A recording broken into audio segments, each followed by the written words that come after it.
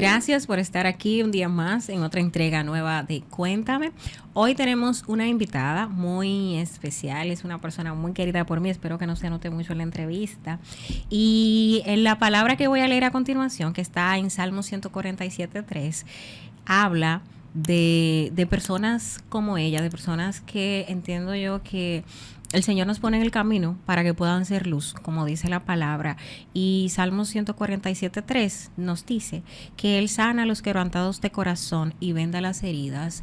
Y los psicólogos vienen siendo personas que vendan nuestras heridas y que nos ayudan en ese camino tan difícil, en ocasiones de superar tristezas y amarguras que podemos tener. Pero el Señor es quien le pone a ellos esa sabiduría y es Él quien tiene la última palabra para sanar cualquier situación que tú hayas vivido o que estés viviendo en este momento. Yo quiero que conozcan a Lucidamis Suárez. Ella es psicóloga clínica y además de eso, ella es también mercadóloga y hoy nos va a contar un poquito de su historia. Lucy, bienvenida. Muchísimas gracias, Argentina. De verdad que para mí es un placer enorme estar aquí contigo compartiendo en este espacio. Gracias. Y qué bella bienvenida, de verdad que me sonrojaste. Ay, qué bella bienvenida, muchísimas gracias. Todo eso es lo que tú te mereces, de verdad, que desde que te conozco, que no hace tanto tiempo, pero he visto tu corazón y he sentido tu cariño y yo pienso que tú eres una de esas personas que es una muestra del amor de Dios en la tierra y yo creo que eso es lo que debemos perseguir nosotros, sobre todo los que somos los cristianos, ¿verdad? Así es, definitivamente modelar el amor de Dios aquí en la tierra. Bueno, pues, amén.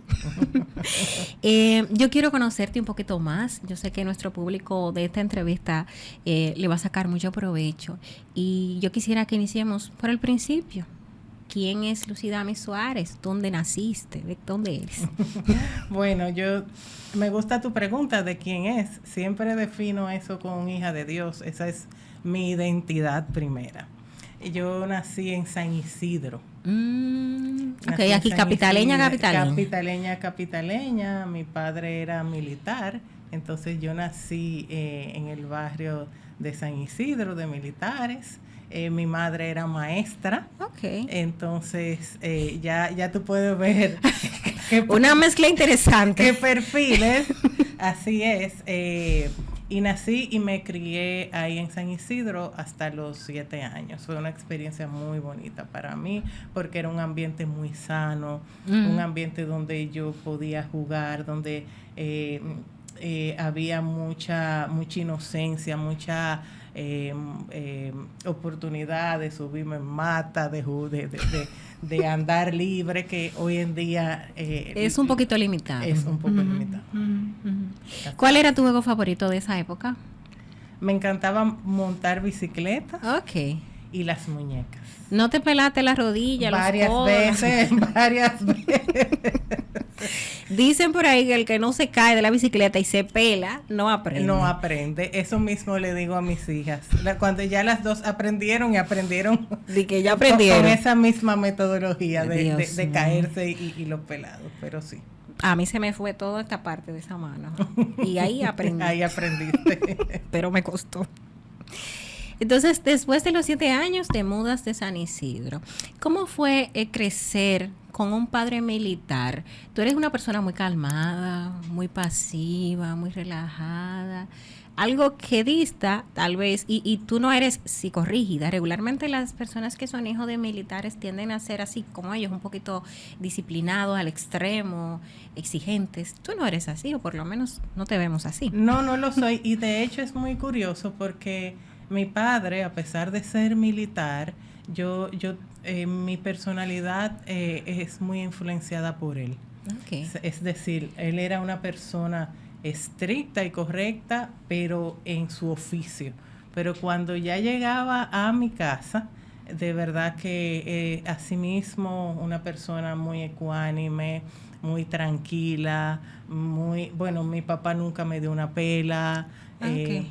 Hay personas que decían jocosamente que mi mamá parecía más militar que él. Ah, ella era la que tenía la mano dura en la casa. En la casa. Ah, qué bien, qué bien. Siempre alguien tiene que hacerlo. Así es. En tu caso ahora ya de adulta, yéndonos un poquito lejos, ¿quién tiene la mano dura en tu casa? Okay. Se repitió la misma historia. Sí, la sonrisa habló. Exactamente. Yo soy más fuerte que mi esposo. Ok. Entonces dijimos que tú eres mercadóloga. Así es. Y yo estuve, sí. Y esa mezcla. Esa mezcla. Mira, es una historia que hoy en día me parece muy bonita. Yo me inscribí en psicología cuando terminé el colegio. Ah. Pero en ese tiempo, que no vamos a entrar en detalle de los años, la carrera de psicología, de hecho todavía existen muchos tabúes con la psicología, pero en ese tiempo existían aún más. Uh-huh. Entonces, después que me inscribí, todavía en el ciclo propedéutico, por inseguridad, influencias, decidí cambiar a mercadeo, que en ese momento esa carrera estaba en su boom. Sí. Entonces estudié mercadeo, finalicé mi carrera y inicié mi mundo laboral en negocios, en el área de negocios. Ok. Y después entonces vuelves y das el salto de nuevo a la psicología. Luego ya de años de carrera, trabajé en multinacionales, trabajé en una institución financiera muy reconocida del país, pero yo seguía sintiendo ese gusanito, ese deseo de completar eso que para mí había dejado inconcluso. Y entonces ahí decido estudiar psicología, completar ya esa meta. Es decir, durante todos esos años, tú fuiste la persona, como dicen por ahí en el argot popular, que todo el mundo le cuenta sus situaciones. O sea, tú fuiste psicóloga de tus amigos antes de recibirte como tal. Podemos decir que sí, porque siento que es algo que el Señor me dio un talento y algo que era natural, o sea, que yo sentía como muy natural, realmente. Y aparte de eso, siempre una afinidad, una identificación con las personas vulnerables, con las personas que muchas veces son vistas diferentes. Y eso siempre me movía mucho. Ok. Mencionas al Señor. Tú dices que el Señor te movió a este punto de trabajar la salud mental. Así es. ¿Cuándo conoces al Señor? ¿Tú eres cristiana desde niña, en tu adolescencia? ¿Cómo fue ese paso? Yo era católica de la Iglesia Universal, por uso y costumbre. Conocí al Señor en la Iglesia Católica. Tuve un encuentro con Él en mi adolescencia. Qué bien. Pero realmente el ser hija ya de Dios y comenzar en los caminos de ser una mujer cristiana, no tengo mucho tiempo realmente. Okay. Tengo ya 4 años. Fue una historia muy bonita porque una señora que es un referente para mí en cuanto a lo que es el amor de Cristo, modelar el amor de Cristo, un día me invitó a la iglesia, que es a la iglesia donde asisto hoy en día, Casa de Bendición. Y yo fui por esa invitación y mi vida cambió. Qué bueno. Mi vida cambió totalmente y yo pude conocer a un Dios vivo, un Dios misericordioso y un Dios que tiene un propósito con cada uno de nosotros. ¿Fue fácil asumir ese cambio? Ya tú siendo adulta, teniendo ya familia, ya estabas casada, ya tenías tus hijos. Así es. ¿Fue difícil o fue muy fácil hacer ese cambio? Mira, definitivamente fue un cambio dirigido por Dios. Yo comencé a ir a la iglesia y naturalmente comenzaba a invitar a mi esposo y a mis hijas. Okay. Al principio fui varias veces sola. Luego cuando los invitaba, es jocoso porque la verdad es que tenía que levantarlos, por favor apúrense, vamos a llegar tarde. Ujú. Y poco a poco el Señor, porque fue obra de Dios, poco a poco ellos fueron también recibiendo al Señor. Amén, gloria a Dios. Y llegó un punto en que ya yo no tenía que despertarlos, ellos se despertaban. Ok. Pero el Señor no lo dejó ahí. Luego mi esposo tiene también ese encuentro. Y hoy en día mi esposo ya se bautizó y sirve en la iglesia. Y ahora él se va más temprano que yo. Llega más temprano que yo. Y está más tiempo que tú en la iglesia. Exacto, y está más tiempo que yo. Y definitivamente eso es obra de Dios. Gloria a Dios, qué bueno. Te pregunto esto porque a veces escuchamos personas que dicen, yo no puedo ir a la iglesia porque mi pareja no me va a acompañar. Yo voy a ir ahora, pero no puedo ir siempre porque a mi esposo no le gusta, porque mi esposo no tiene ese hábito. ¿Qué tú recomiendas a esas personas, tanto hombres como mujeres, porque se dan ambos casos, que uno quiere ir y el otro no quiere ir? ¿Qué tú recomiendas que podemos hacer? El amor,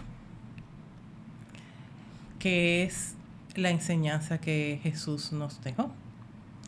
La verdad es que insistir de mala manera, reclamar, no llega a ningún camino. Uh-huh. Muchas veces el Señor hace que nosotros cambiemos para que nuestras circunstancias cambien. Uh-huh. Entonces, persistir nosotras como mujeres sabias. Okay. Modelar nosotros el amor de Cristo.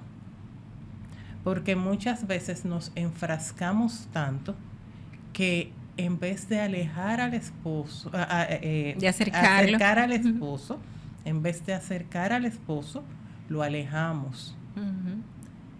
Y pensamos, pero yo lo estoy haciendo con el deseo de que él vaya a la iglesia.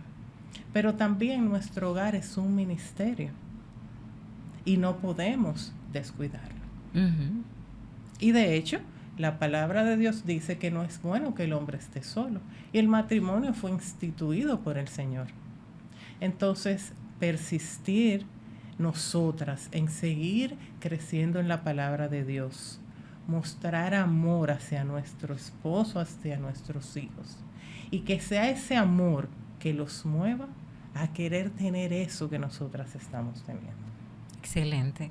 Yo entiendo que eso es lo correcto, y mantenernos en oración, ¿verdad? Y esperar en el Señor que sea Él que haga ese cambio, porque eso no está en nuestro... No depende de nosotras. De nosotras depende orar y modelar el amor de Dios. Y ya los resultados están en las manos de Dios. ¿Cuántos años tienes de casada? 17 años ya. Y ella lo dice con una sonrisa. Porque ya casi somos mayores de edad. Ale, esta parte yo sé que va a ser tu favorita. Ella lo dice con una sonrisa, 17 años. Así es, 17 años de casados. Qué bonito. ¿Ha sido fácil el matrimonio? El matrimonio a modo general no es fácil. Y lo digo porque es bueno tener conciencia de ello. Uh-huh. Porque son dos personas que deciden caminar juntos de la mano, pero son personas que vienen de orígenes diferentes, costumbres diferentes. Uh-huh. Lo que es normal para él tal vez no es normal para mí.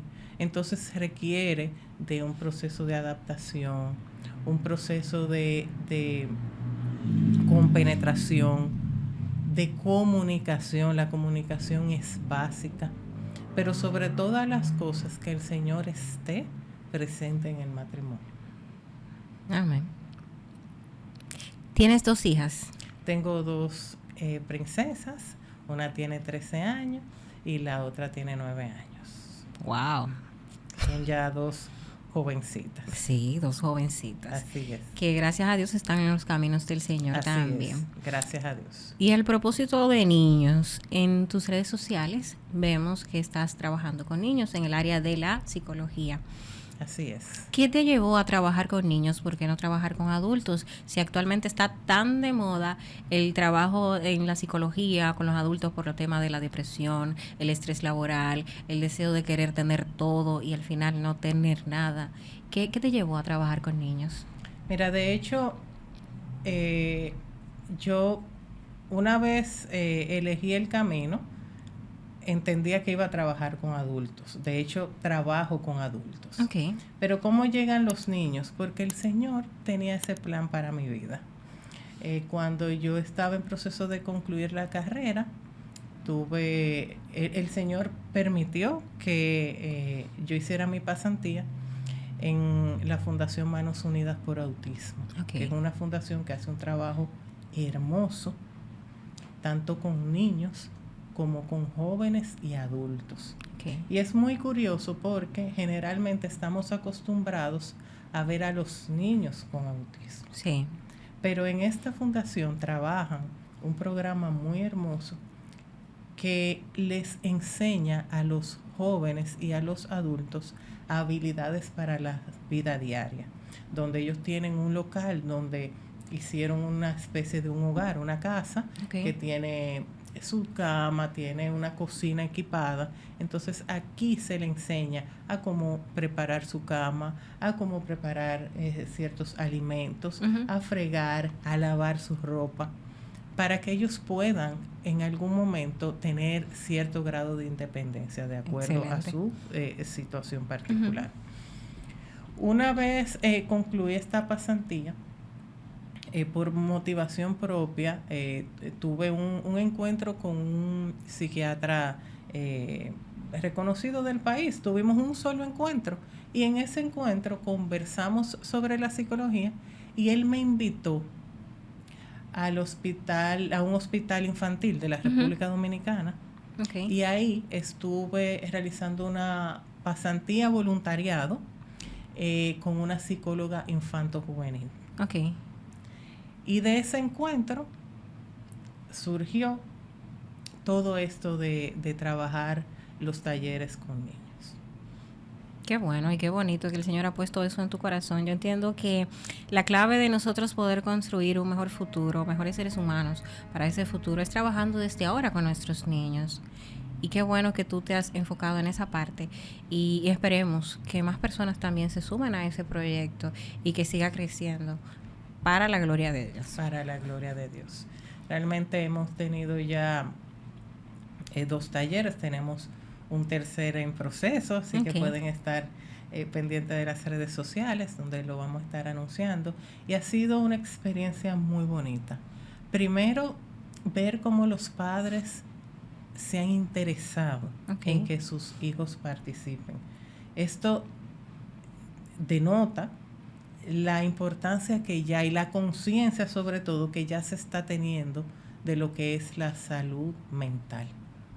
Y de cómo los padres quieren que sus hijos vayan aprendiendo todo lo que y desarrollando lo que es su inteligencia emocional. Porque estamos claros de que tenemos inteligencia intelectual, pero también hoy en día la inteligencia emocional es básica. Y por esa conciencia los padres están interesándose en que sus hijos adquieran herramientas para desarrollar esta inteligencia emocional que incluye el manejo de las emociones. Entonces nos hemos concentrado en estos talleres en el que no estoy sola en los talleres. Los talleres son impartidos junto con Ana Romero, psicóloga infanto-juvenil. Y hemos de verdad que tenido experiencias maravillosas con los niños. ¿Cuál ha sido tu momento más impactante en uno de esos talleres? ¿Alguno de los niños te ha expresado en algún momento que ha sufrido maltrato, que no sabe expresar sus emociones, que no sé, que ha sufrido violencia tal vez por sus padres, por algún hermano, en el colegio? No, en los talleres afortunadamente no hemos tenido casos de violencia. Sí entiendo que el mayor reto que están viviendo nuestros niños y jóvenes hoy en día es primero el manejo de las emociones de cara a las redes sociales, la presión que viven, todo lo que le genera, vamos a decir que pueden caer estrés. sí, y porque puede caer en adicción. Sí. Porque las redes sociales no son malas, básicamente. El tema es el uso excesivo de las redes sociales. Sí. Cuando no se le ponen límites a los niños en cuanto al uso de las redes sociales, estas pueden generar adicción en los niños. Es un punto muy importante a observar a los padres. ¿Por qué? Porque el niño, cuando tú le quitas el dispositivo, muestra mal humor, se muestra ansioso. Son muestras de abstinencia, es como si viene siendo algún tipo de adicción, ¿no? Así mismo. Entonces, los padres, es muy importante la conciencia de establecer límites, horarios establecidos para el uso de las redes sociales. En base a tu experiencia, ¿a partir de qué edad recomiendas el uso de tabletas o dispositivos y redes sociales para niños? Mira, más que mi experiencia, voy a hablar de los estudios que se han realizado, y las recomendaciones es que a niños menores de 2 años no se expongan al uso de dispositivos. A partir de los 2 años, porque ya sabemos que hoy en día los sistemas educativos están utilizando aplicaciones para fines educativos. Sí. Entonces, ya a partir de esta edad, que se limite exclusivamente para fines educativos, media hora máximo. Okay. Ya entrando a partir de los 7, 11 años, sí se puede utilizar 1 a 2 horas con supervisión. A partir ya de los 12 años se puede entonces ampliar el rango de uso, igual manteniendo la supervisión. Ok, bueno. Que en esa etapa es donde ellos aprenden a desarrollar las habilidades de comunicación, a desarrollar habilidades para poder hacer cosas, a interactuar.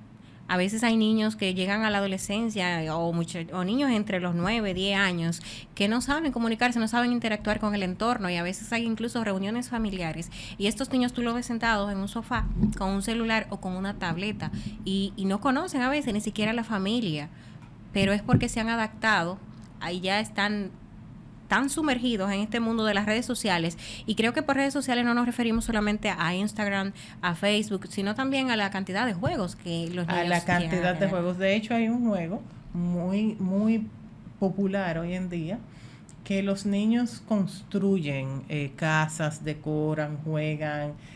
Hay diferentes tipos de juegos dentro de este mismo juego. Okay. De hecho, para decorar, por ejemplo, las casas, pueden trabajar para producir dinero.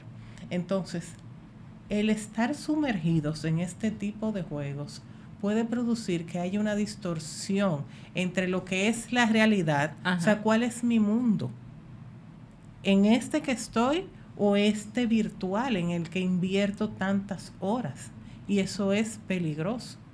Entonces, por eso es tan importante el limitar el uso de los dispositivos, y sobre todo que los padres observen qué está consumiendo mi hijo.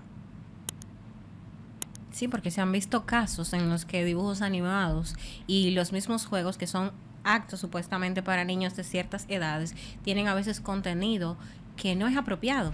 Que no es apropiado para su edad. De hecho, se dice que antes los niños buscaban la pornografía. Hoy en día la pornografía los busca a ellos, porque se disfraza en juegos, se disfraza en muñequitos, se disfraza. Por eso los padres debemos estar muy alerta en lo que consumen nuestros hijos en las redes sociales. Hoy en día existen aplicaciones Hoy en día existen aplicaciones donde el padre puede controlar el horario, o sea, la cantidad de horas y también a cuáles aplicaciones el niño tiene acceso. Okay. Entonces, esa es una de mis principales recomendaciones. Okay. En la mayoría de tus talleres vemos niñas, más que niños. ¿Será que hay una resistencia de no darle esta educación en la parte de salud psicológica a los niños, o es que no se ha despertado ese interés o no se conoce? ¿Qué será lo que pasa ahí? Mira, honestamente el primer taller lo hicimos para niñas, que se llama, sí, ese taller lo hicimos para niñas, pero el segundo, por solicitud de las madres, lo abrimos también para niños. Okay. Y aunque en su mayoría fue niña, pero sí pudieron asistir niños y eso nos alegró mucho. ¿Por qué? Porque definitivamente las madres miran y se preocupan un poco más por la salud emocional de las niñas, pero ya afortunadamente eso también se está ampliando. Y cada día hay más madres que también están velando por la inteligencia emocional de sus hijos y su salud mental, sobre todo por los grandes retos de el bullying en las escuelas, la agresividad que pueden, el manejo de las emociones en los niños. Sí. Y entiendo que esos son de los grandes retos que están viviendo las madres de varones en este momento. Yendo a un tema social que lamentablemente nos lastima mucho día a día, el tema de la violencia intrafamiliar. Regularmente la violencia se da del masculino hacia la femenina. ¿Crees tú que esto tiene mucho que ver y que podríamos hacer algo para tratar de mejorar o de transformar definitivamente esa situación de violencia, formando en salud mental a nuestros niños? Definitivamente sí, y es un punto muy importante que acabas de mencionar. Definitivamente los niños toman el modelo de sus padres. En consulta pude ver casos tuve un caso, por ejemplo, de una madre que llevó a su hijo por un tema de violencia y cuando profundizamos, el padre también era violento. Okay. Y ahí entonces se refiere a terapia familiar. Era una conducta aprendida. Era una conducta aprendida y en esos casos no se trabaja solo con el niño, sino que se incluyen a los padres y se trabaja en terapia familiar con el núcleo familiar. Okay. Y definitivamente es un reto que estamos viviendo con la situación de la violencia. Y definitivamente, tal como mencionas, es imprescindible esa psicoeducación de los padres y de los niños, pero no podemos dejar fuera a los padres, porque muchas veces la violencia es conducta aprendida. Sí, en la mayoría de los casos. En la mayoría de los casos. Entonces, por eso debe ser un tema que se trabaje a nivel del núcleo familiar. Quiero tocarte un tema que es muy reciente y que yo sé que vamos a recordar por muchos años, y es el tema de lo que pasó hace una semana más o menos o dos en la famosa discoteca Jet Set. Allí quedaron huérfanos muchísimos niños, cientos de niños. Conozco de cerca un caso de una familia que uno de los niños se enteró de que su madre había fallecido allí por las noticias en la televisión. Es un niño de unos 10 años. Desde tu punto de vista como profesional de la salud, ¿cómo tú crees que podemos trabajar a cualquier madre, una tía que te esté viendo, que haya sido sobreviviente de esta situación? ¿Cómo tú crees que podemos trabajar este tema para no trabajarlo desde el punto de vista de que el niño se sienta victimizado, pero sí como validar sus emociones y darles a entender que esta situación pasó, que no es culpa de nadie y que mucho menos es culpa de ellos? No sé, ¿cómo tú crees que podríamos trabajar este tema con estos niños que han perdido allá hasta sus dos padres? Hasta sus dos padres. Definitivamente el duelo es un proceso muy particular. Hay que normalizar el duelo con los niños. Pero sobre todo, yo les recomiendo a las personas que están atravesando por esta situación y que tienen hoy en día un rol de cuidador de un niño que fue afectado por esta situación, que busquen ayuda para el niño. Que busquen ayuda para el niño, porque es importante que el niño entienda lo que es el duelo, que se validen los sentimientos del niño, que si el niño en algún momento llora, es normal que llore. Claro, que lo dejen llorar, por que favor. Lo dejen llorar, normalicemos el llorar. Exactamente. Si el niño pide ir al cementerio a visitar, que se lo permitan también, que le permitan al niño vivir su etapa de duelo. Okay.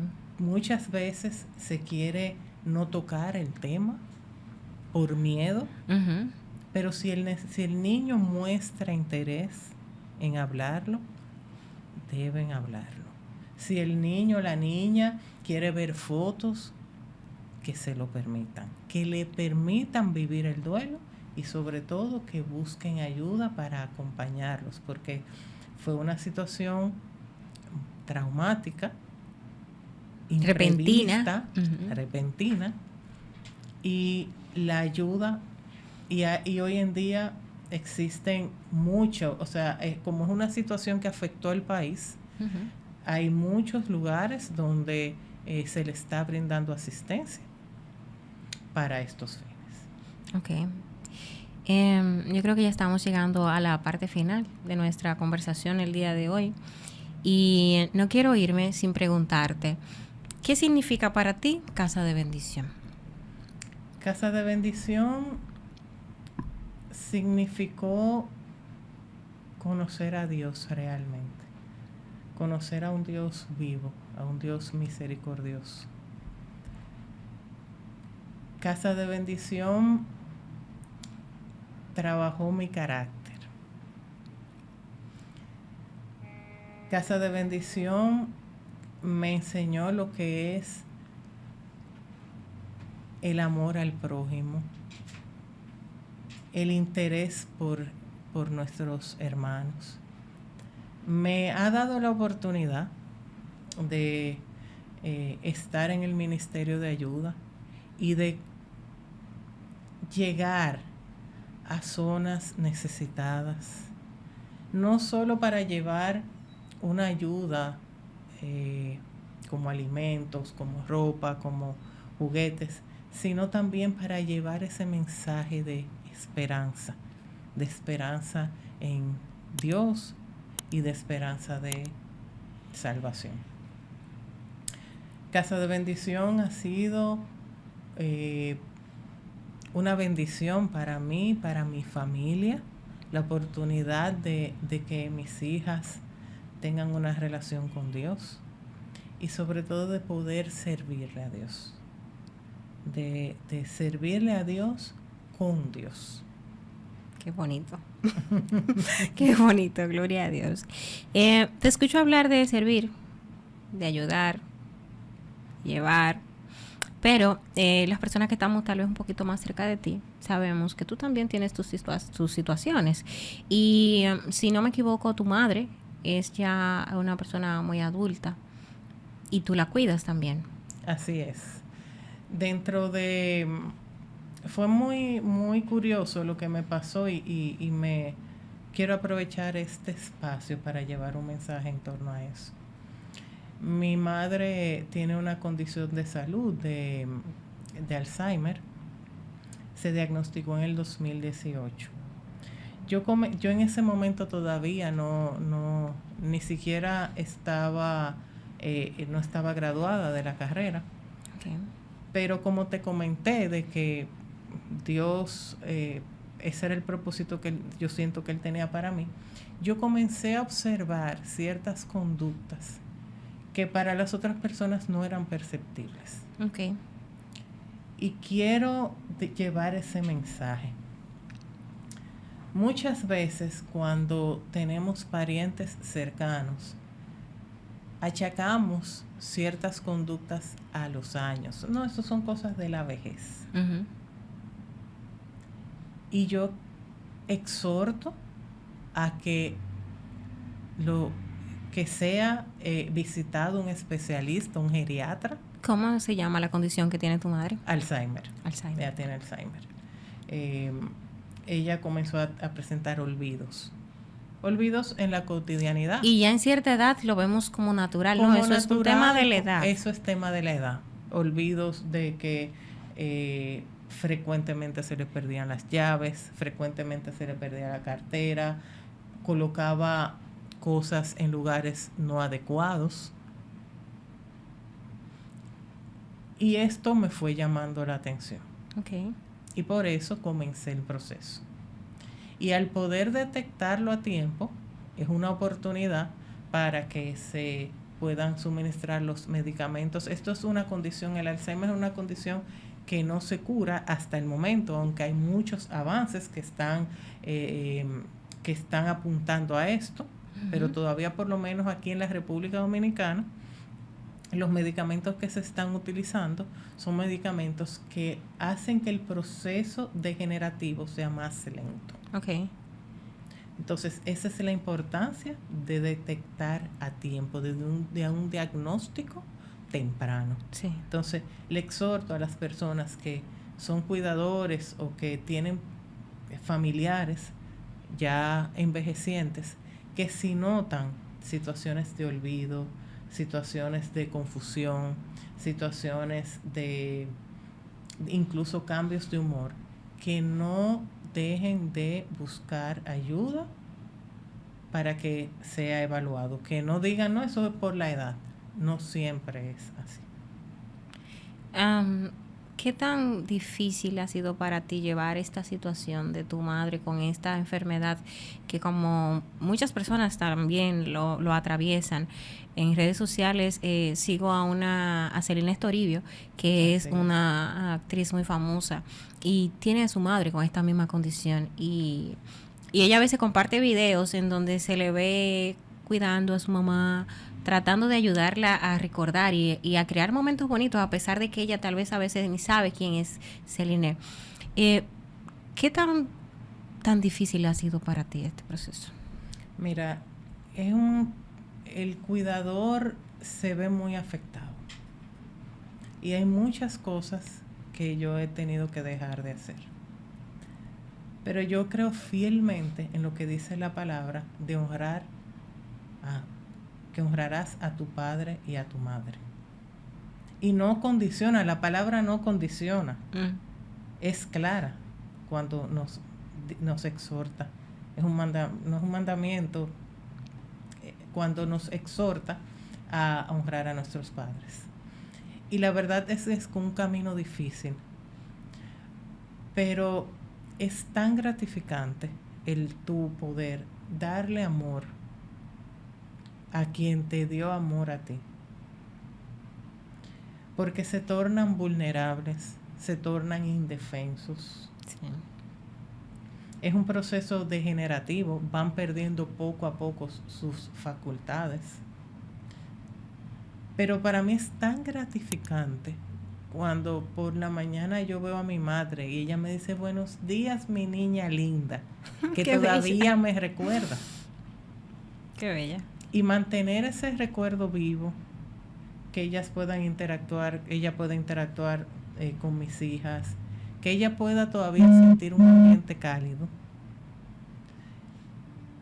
es muy valioso. De hecho, yo creo fielmente en que el amor es una medicina. Es así. Yo lo creo también. Entonces, la verdad es que más que una dificultad, que en sí lo es, yo he estado agradecida por todo lo que Dios ha hecho, todo lo que he aprendido a través de este proceso, la oportunidad de poder dar amor y la oportunidad de poder cumplir lo que dice su palabra. Amén. Ojalá que puedas seguirlo haciendo siempre y que el Señor te siga fortaleciendo. Amén. ¿Cómo reaccionan tus hijas con esta situación? Son pequeñas y cuando empezó el problema, o mejor dicho, cuando empezó la situación, eran muy pequeñas todavía. ¿Cómo lo asimilaron ellas? El tema del tal vez los olvidos de la abuelita. ¿Cómo se manejó esa parte? Mira, realmente fue un reto para mí, porque primero yo tuve que entender y cambiar una dinámica en mi hogar en torno a eso, pero que ese cambio de dinámica no las afectara a ellas. En determinado momento busqué ayuda profesional. Muy importante. Para mí y para ellas. Okay. Y también los recomiendo. Y eso, y con la ayuda básicamente del Señor, permitió que pudiésemos todos adaptarnos a la situación. Entonces, también exhorto a que si alguien tiene una situación similar y tiene niños involucrados, que busquen ayuda. Okay. Que busquen ayuda. Sí, excelente.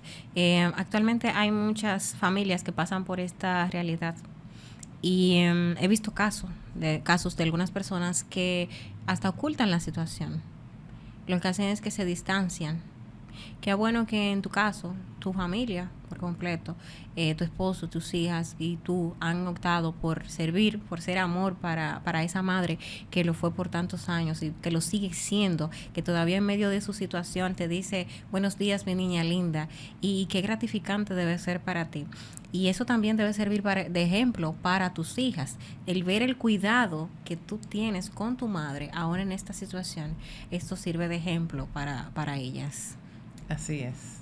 Gracias por esas palabras y realmente siento que Dios ha sido el que ha dirigido todo, que me ha dado la fortaleza para poder hacerlo y es muy importante que ante una situación así la familia esté unida, que la familia esté consciente, porque hay que tener una conciencia de la situación y estar unida. Sí. Y el cuidador, y esto es un mensaje para los cuidadores, el cuidador también debe de cuidarse, buscar espacios para descansar, para relajarse, para tener ese tiempo también. Porque para descargarse un poco, es agotador, es un proceso agotador físico y emocionalmente. Sí, porque primero es un duelo en vida, porque ver cómo la persona va perdiendo sus facultades y ciertos síntomas que presenta la condición, es un duelo en vida, porque va quedando el cuerpo, pero ya la persona no está. Y por eso es importante que el cuidador se cuide, porque puede ser muy desgastante. La Asociación Dominicana de Alzheimer recientemente mencionaba la importancia del cuidador cuidarse y de cómo es afectado. La salud también del cuidador se ve afectada ante esta situación. Por eso es importante que también el cuidador busque ayuda. Excelente, gracias Lucy por abrirnos tu corazón y hablarnos de esta parte tan privada y tan especial para ti. Gracias de verdad por venir a hablar con nosotros y contarnos un poquito de ti. Gracias a ti, Argentina. La verdad es que lo hago con mucho amor porque como abanderada de la salud mental es un llamado a que ya no es un tabú, a que el cerebro es un órgano como los otros órganos del cuerpo y de que la salud mental es real y que si necesitamos ayuda debemos buscarla, de que no tengamos miedo, de que no ocultemos, de que normalicemos, de que hagamos cada día una sociedad más inclusiva. Y una empatía real. Una empatía real, porque muchas veces tenemos el discurso de la inclusión, pero solamente un discurso, no una inclusión real. Y aquí tenemos todavía mucha oportunidad. Hay muchas instituciones que están trabajando realmente por la inclusión. Y siento que cada uno de nosotros en nuestro propio ambiente podemos poner un granito de arena. Así es. Por esta causa. Gracias. Gracias a ustedes por estar conectados con nosotros, por ver esta entrevista y por seguir Cuéntame. Les invito a seguir las redes de Lucy. Así es, me pueden encontrar en las redes sociales, en Instagram, Lucy Dami Suárez. También formo parte del equipo de Medicalta RD en las redes sociales. Y aprovechar para que estén pendientes de ambas redes sociales, porque estaremos publicando nuestro próximo taller. Hasta la próxima, que Dios les bendiga.